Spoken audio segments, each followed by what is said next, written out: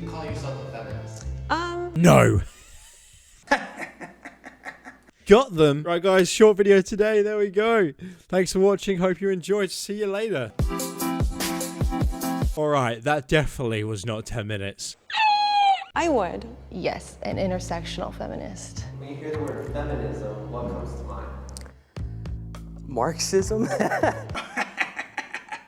Feminism is fairness. Yes. To me, feminism is fairness. That is generally the vibe I get when I look on YouTube, when I type up feminism. 100%. Yeah, no bias whatsoever. 100%, boys. Let me know if you agree in the comments. Jesus, man, it's going to be a shit show down there. It's unfortunately misguided. Feminism is a flawed movement. When you hear the phrase men's rights, what comes to mind? Aggression. Wait, what?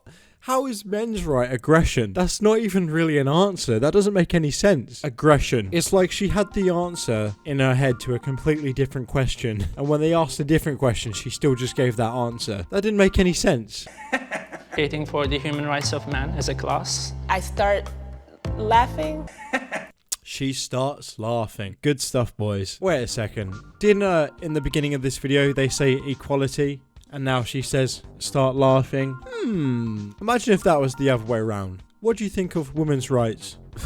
Well, I just start laughing, to be honest. Bro, the absolute outrage you would get for saying that. But when it's the other way around, it's completely fine. Comedy. What do you hope to get in the conversation today? I would hope to get some insight and probably, if anything, agree on a lot more than disagreeing. I actually hope to get a little bit more understanding of why some men think this way. Do you think there's middle ground between men's rights activists and feminism? We'll see. Well, that's a no. You can just say no, you do realise that. That is the most non-no answer I've ever heard. We'll see. And see we shall, boys and girls. Let's get into it.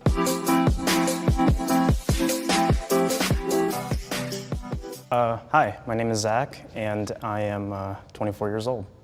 Like somebody, fuck you, bitch! This is Chris. I'm a PhD student at the University of Southern California, and I'm also a Title IX specialist who challenges discrimination against men on college campuses. And I'm 30 years old. Hi, I'm Derek. I also go by Brendio. I'm a YouTuber. Wait, he's a YouTuber as well? Guys, this is basically me. Get me on this show. Jubilee, if you're hearing this video, which I can almost definitely say you're not, please invite me on the show. Please. Imagine a Blaze on the next one. And now they ask the big questions. And the first question they ask is, I believe men and women are different, but equal. Which most normal people would have a common ground on believing. I find that to be pretty true, Jubilee. Good stuff, good stuff. You notice me sucking up on them now. I really want to be invited, please. I wasn't joking.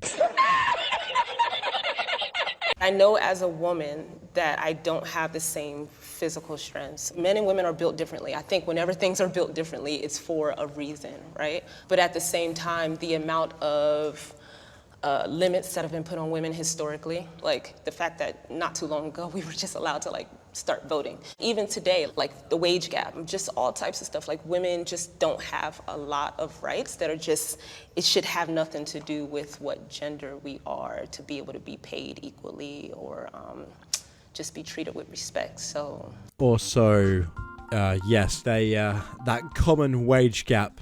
You know, boys and girls, that thing that turned out to be a myth like 10 years ago, well, they're still rambling on about it. That would be like having a debate in your 40s about if Santa Claus was real or not. Sorry, Karen, but it's time to let it go. It's dead. Grow up. It just seems like at this point that they don't even have any good arguments about sexism or feminism, so they just go back to arguments that they already know don't even exist. And at this point, I could sit here and debunk it for the 20th time on this channel, but I'm sure most people watching already know it's a myth. And even if I was to debunk it again for the next 10 years, they're still going to use that as an excuse because in their own little mind, it still exists.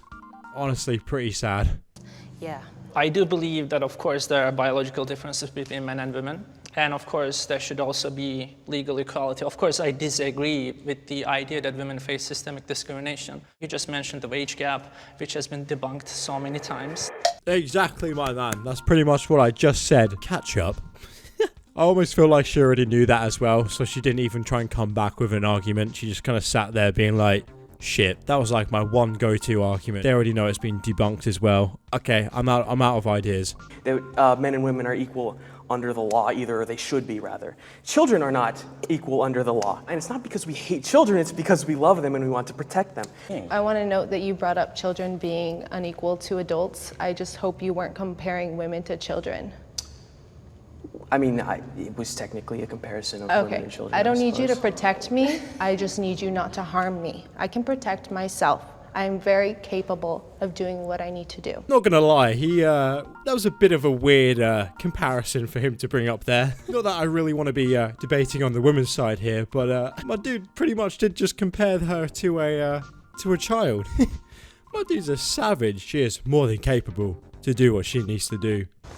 I think that toxic masculinity is definitely a real thing. It's kind of just the idea of what masculinity should be, but it goes wrong a lot of the times, saying that violence, sex, power, being a controlling person makes you a man. I see it. Yes, absolutely. Me as a man, the things that I mainly look for is sex, violence, and power.